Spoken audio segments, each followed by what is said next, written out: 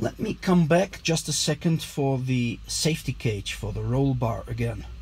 So one of the posts will leave the floor there. The carpet will be cut and will be repaired around the post, of course. So we have a small post coming out there with the two connections for the bolts going up with a decent distance. Amazingly, you have enough space in your car.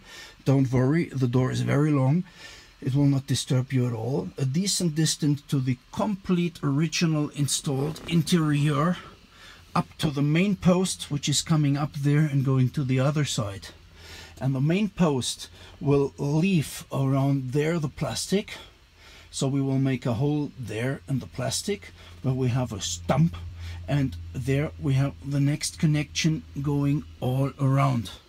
So we can install all this interior without a problem, because we will have a full frame from there all around, going down, going to the other side, and also bolted on at the front from left to right. In your application, I'm quite sure we will not need a cross, which is for the race cars and everything. For your application, with that we are fine. Especially we are going to build here underneath the dash to the front, absolutely, with a combination for the front cage, also bolted, and maybe, but very probably, a small triangle going there, also bolted, so that we have a stiff connection, a triangle or two triangles, one there and one there, to make another dimension to the very soft area down there, which will help a lot. And at the rear, of course, we will have more or less there coming two other stumps out from the rear compartment, bolted from there to the main frame there. So we have the complete interior covered for safety. We will have a not very flexible car because it's very stiff in every direction. We will not do a diagonal here for space neither, but the general layout of the cage will give us so much stiffness you will not think how stiff it is. So you remember the seats. I am sitting in the car in this moment and I have about 10 centimeters of space on my head. The other seats will be just a little lower, so there is more than enough space for you and the harness.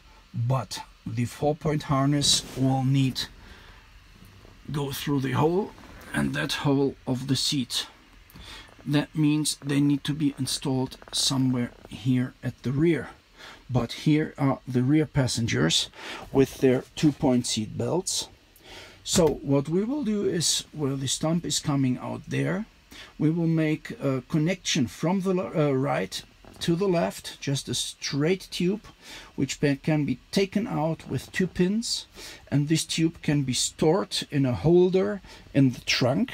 So in the same moment you're going to ride with 4 passengers, I'm quite sure you are not racing in that moment, just making some demonstration how fast the car can go, which is not that dangerous.